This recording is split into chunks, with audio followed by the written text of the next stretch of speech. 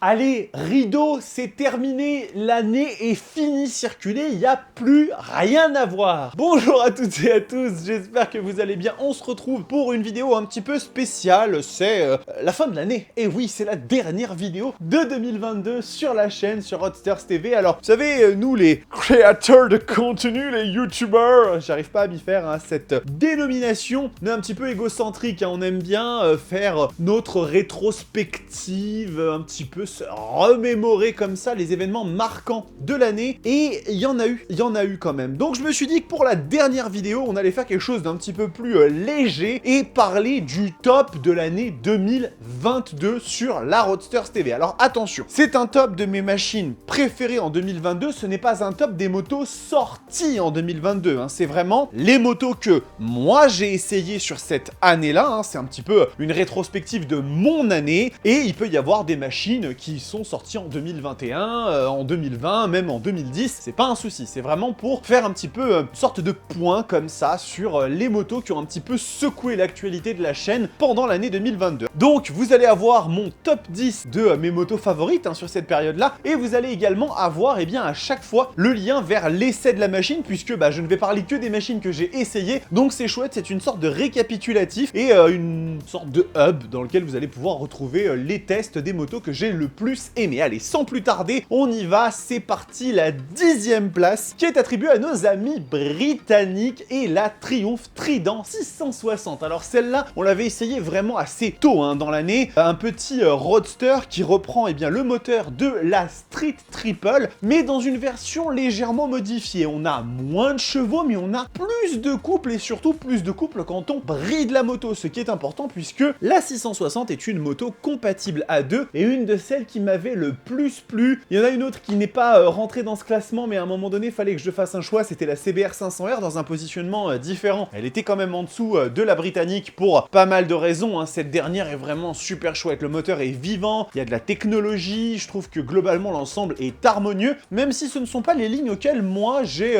l'habitude de donner ma préférence, on va dire, mais vraiment j'avais passé un sacré bon moment avec cette petite pépite, et clairement, après avoir un petit peu testé, on va dire, la Street Triple de Victorien, j'aurais tendance à donner ma préférence à celle-là si vous êtes un permis A2, parce que la Street Triple va avoir un châssis un petit peu plus incisif, ce qui est chouette, mais est-ce qu'on sait vraiment exploiter le châssis d'une moto dans les 2 premières années de notre permis? À moins de prendre des stages de pilotage, je n'en suis pas sûr, et du coup, au niveau des sensations moteurs, vous en aurez un petit peu plus à mon sens avec celle-là. Donc on commence comme ça un petit peu gentiment, mais tout de suite on va s'énerver, on va partir Italia. Mais oui, bien sûr, parce que nous allons parler, je sens qu'il y en a certains qui vont m'en vouloir qu'elle ne soit pas plus haute dans ce classement, de la Ducati Street Fighter V2. Et oui, et même ça peut être surprenant que la moto soit dans ce classement tout court, puisque vous vous souvenez peut-être lors de l'essai, j'avais dit que la moto avait quelques défauts pour moi. Je la trouvais un petit peu trop chère pour ce que c'était, et par rapport à ce que la concurrence proposait, hein, il y avait quand même des alternatives qui coûtaient quasiment le même prix et qui envoyaient soit plus de watts, soit avaient un peu plus de techno, mais c'est des conneries tout ça, c'est des conneries. En fait, quand on est face à une Street Fighter V2, on tombe amoureux ou on est insensible, et il est vrai que cette moto c'est un bijou, elle est magnifique, à mon sens d'ailleurs plus belle que la Street Fighter V4, hein. Les ailerons c'est immonde, vraiment, je supporte pas ce truc là, que ce soit sur la Street Fighter ou la Panigale d'ailleurs, hein, leur intégration d'ailerons, je sais pas comment ils se sont démerdés. Je trouve que par exemple chez Aprilia c'est beaucoup plus joli, hein. C'est dans les carénages, c'est quelque chose d'assez réfléchi. Bon voilà, là la V2 je la trouve super belle, c'est de l'orfèvrerie à droite à gauche comme Ducati sait la faire. La moto est quand même vachement sympa, ultra incisive et précise, elle hérite en même temps du châssis de la Panigale V2, donc quoi de mieux, beaucoup de technologie, et puis une Ducati quoi, ça fait toujours plaisir. J'ai vraiment envie d'avoir une Ducati un jour, ce sera peut-être la Diavel V4, qui sait, puisque d'ici là j'aurais peut-être pas les sous, mais en tout cas voilà, elle méritait d'être dans ce classement, top 8, voilà, c'est pas mal. Maintenant, je veux pas faire de favoritisme, mais je suis désolé les petits copains, on va retourner en Britannie, chez nos amis, buveurs de thé, entre autres, ne soyons pas discriminatoires. Et on va parler de la Triumph Tiger 1200 GT Pro. Et oui, ce trail qui avait fait forte impression. Au rang des petites choses qui m'avaient un petit peu déçu, hein, pour évacuer ça, on va dire, hein, c'est la fin de l'année, ne parlons pas trop de mauvaises nouvelles. Je n'avais pas trop apprécié le mode rain, you know. It's raining man, hallelujah, it's raining man. Bref, donc le mode pluie, hein, qui m'avait paru un peu trop brut de décoffrage, hein, ça envoyait un petit peu trop trop fort sur la machine, à mon sens, hein, encore une fois. Et le tableau de bord, qui est magnifique, c'est pour moi le plus beau, hein, pour moi c'est vraiment le plus beau tableau de bord que vous puissiez trouver aujourd'hui, même comparé au Connectivity de chez BMW. Mais il a un problème par rapport au Teuton, c'est que c'est lent, ça rame. Et du coup, quand vous avez un truc qui est hyper chiadé, hyper stylé, mais que ça n'avance pas, un peu embêtant. Imaginez demain, vous voyez une 458 Italia passer, mais broute quoi. Bon bah c'est un peu le même principe. En dehors de ça, la Tiger 1200 est une machine exceptionnelle, ultra polyvalente, avec un moteur qui est rageur, avec de la technologie à tous les étages, elle est confortable, elle est facile à emmener. Voilà, elle n'est pas forcément plus haut dans ce classement parce qu'il lui manque encore peut-être des petites choses pour aller se frotter à la concurrence absolue, je n'en dis pas plus, je donne quelques indices sur la suite, mais en tout cas, voilà, j'avais quand même trouvé que cette moto méritait bien sa place dans ce top sans aucun problème. Sans transition aucune, nous allons passer à la 7ème place, et ce n'est pas sur le même pays que nous allons rester, mais sur la même catégorie, oui, vous vous en doutez, je vais vous parler de la BMW R 1250 GS. Alors, oui, je sais, j'ai été un petit peu acerbe sur mon test, et non pas croate, ceux qui ont compris 3 points de plus. Il y avait eu des choses qui m'avaient un petit peu dérangé, je trouvais que la moto manquait un peu de couple par rapport aux chiffres qui étaient annoncés. Pareil, de la même façon,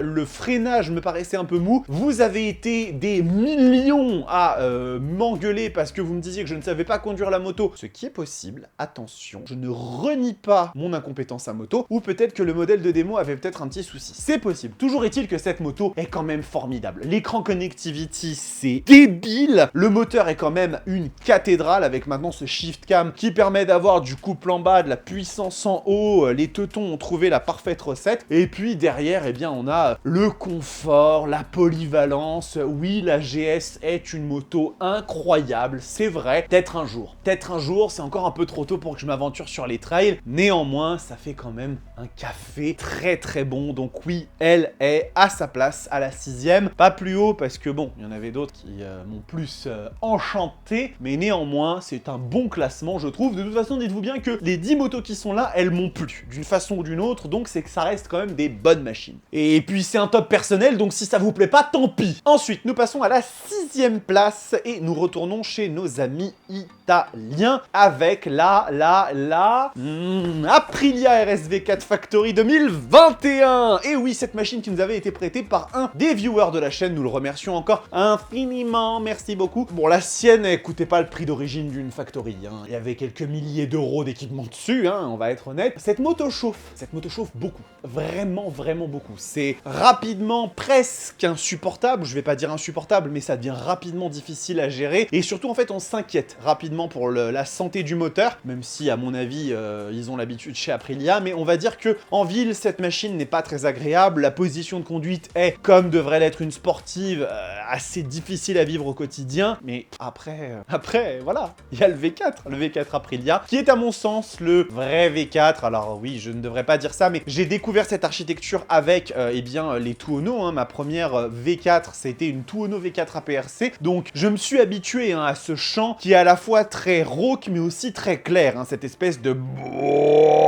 Je fais très bien le V4, hein. Dans une autre vie, j'ai été très probablement un V4, et une machine qui est aussi extrêmement fusionnelle, on se sent tout de suite un avec la moto, vous voyez, on n'est pas deux, mais on est un sur la moto, et elle est extraordinaire au niveau de sa technologie, son châssis est d'une précision chirurgicale, elle est belle, même si moi je préfère quand même la Factory 2020, celle que peut-être j'essaierai d'avoir un jour. D'ailleurs, si vous en avez une à l'essai, n'hésitez pas, hein. Je vous rappelle, hein, si vous avez des machines un peu chouettes à faire essayer, vous m'envoyez un petit mail, on s'organise, etc. C'est quand même plutôt cool même de pouvoir tester vos motos. Elle n'a pas craqué le top 5, parce que les motos dans le top 5 sont quand même chères à mon cœur, mais elle est tout à fait à l'aise à sa place, et j'ai adoré essayer la Aprilia RSV4 Factory 2021. C'est l'heure de rentrer dans la deuxième moitié de ce classement, le sacro-saint top 5, et la machine qui va inaugurer les festivités, eh bien c'est une moto à laquelle vous ne vous attendez peut-être pas. Je ne m'y attendais pas non plus, et d'ailleurs je m'y attendais même pas forcément au moment d'écrire le top, hein. Ça m'est apparu un peu comme une évidence à un instant T. La Honda Goldwing Tour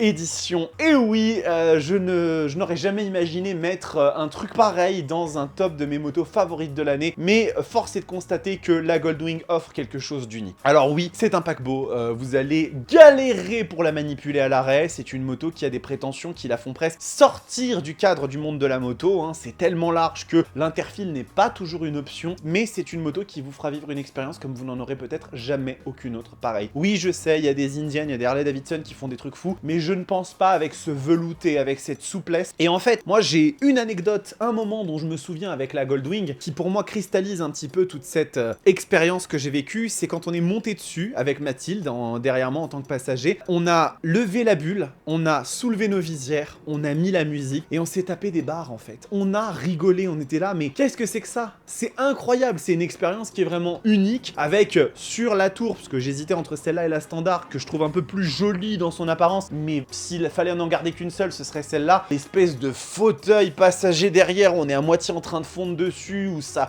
chauffe, il y a la musique, les top case, les valises latérales, les suspensions qui absorbent encore mieux la route sur cette version-là. La Goldwing Tour est une expérience à nul autre pareil, et rien que pour ça, elle méritait amplement d'être la première de ce top 5 de mes motos favorites de 2022. Maintenant, nous arrivons au top 4, et là, on rentre vraiment dans le dur du sujet, dans des motos qui me prennent aux tripes et me retournent de l'intérieur, des machines qui sont phénoménales sur un aspect ou un autre. Oui, je vous le dis d'avance, il n'y aura pas de machines dans ce top qui feront moins de 180 chevaux, c'est comme ça. Je suis un gros con s'il en faut, mais effectivement, oui, je suis dingue de ces machines-là, et en particulier de celle-là qui m'a énormément marqué, la Kawasaki ZZR 1400, hein, c'est celle d'Antoine, vous l'avez déjà vu à plusieurs reprises. Quelle œuvre d'art! Quelle œuvre d'art cette moto, c'est surtout son moteur, mais tout ce qu'il y a autour, hein, bien évidemment, mais ce bouilleur, c'est 1440 cm3, c'est 200 chevaux, et surtout, c'est 16 mètres-kg de couple qui vraiment transforme n'importe quelle accélération en une sensation unique, avec un châssis quand même relativement impressionnant, malgré le poids de la moto, hein, c'est ça qui est hallucinant sur cette machine. Elle a des défauts qui font qu'elle n'est pas plus haut dans la liste, on va dire, hein, puisque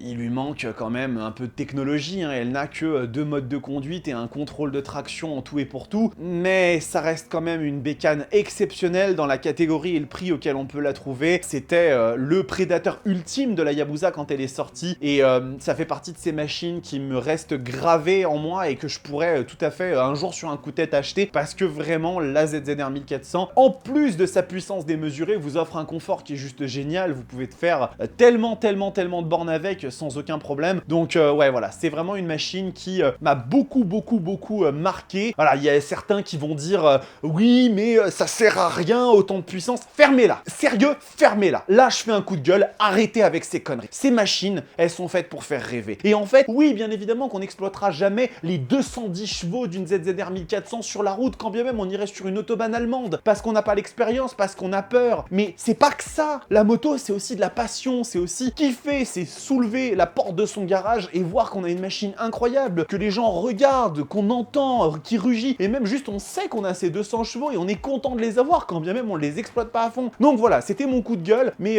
ceux qui sont là dans les commentaires en mode ça sert à rien, ça sert à rien, franchement, stop, arrêtez. Je dirais même, je citerais même un célèbre philosophe. T'as pas de rêve? Et si vous n'avez pas de rêve, eh ben je ne peux rien pour vous. Voilà. Allez, on arrête les conneries, on passe à la 3e place de ce classement avec une moto qui m'a...